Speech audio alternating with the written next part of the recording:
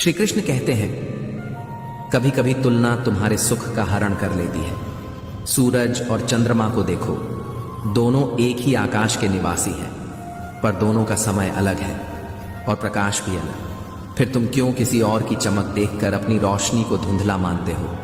जहां दृष्टिकोण बदलता है वहीं जीवन की दिशा बदलती है, और जीवन वो हर उस स्थान पर शिक्षा देता है जहां तुम केवल उम्मीद लेकर खड़े होते हो।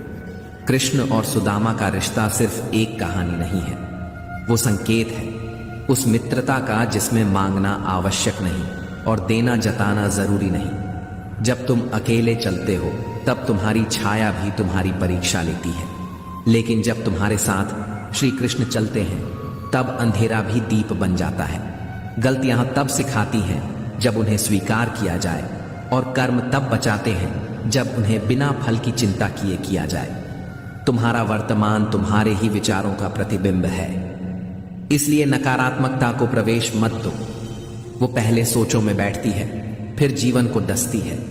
जैसे कोई धीरे से दिया बुझा दे, वैसे ही वो तुम्हारी आस्था को भी बुझा सकती है।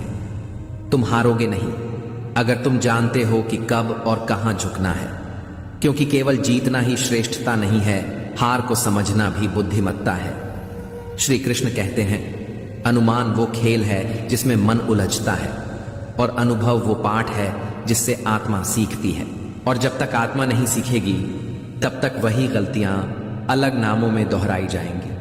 जब तुम्हारे सब्र की सीमा टूटने लगे तब समझना ईश्वर अब तुम्हें और ऊंचाई पर ले जाने वाला है। और जो ऊंचाई तक पहुंचते हैं वे कभी शोर नहीं मचाते, क्योंकि ऊंचाई का सबसे बड़ा नियम है वहां सिर्फ मौन बोलता है। प्रार्थना तब अर्थ रखती है जब तुम भीतर से शांत हो, और कर्म तब फल देता है जब वह निष्काम होता है। जब तुम्हारे विचार, तुम्हारे शब्द और तुम्हारे कर्म एक सीध में हो जाते हैं तब तुम सच्चे अर्थों में अपने जीवन के निर्माता बनते हो। सुख तब नहीं आता जब तुम्हें सब कुछ मिल जाता है, सुख तब आता है जब तुम्हें किसी चीज की जरूरत नहीं रहती, और फिर भी ईश्वर सब कुछ देता है। और याद रखो, कर्म कभी किसी का कर्ज नहीं छोड़ता, वो या तो पलट कर आता है या तुम्हें पलट देता है। जब तुम चुप होते हो तब सब कुछ तुम्हारे भीतर बोलता है, और जब तुम्हारे भीतर आवाजें गूंजने लगें तब बाहर की दुनिया शांत लगने लगती है। जो पीड़ा है वह तुम्हारे मन की भाषा है। दोष देना आसान है, लेकिन मन को समझाना तप है। दुख का अंत बाहर नहीं होता, वह भीतर मन के रूपांतरण से जन्मता है। क्या हो गया ये मत देखो, ये सोचो कि उसमें तुम कौन से रूप में खड़े थे। जब तुम बदलते हो तब परिस्थितियां भी धीरे धीरे तुम्हारे अनुरूप ढलने लगती हैं। तुम दूसरों को हराकर क्या पाओगे?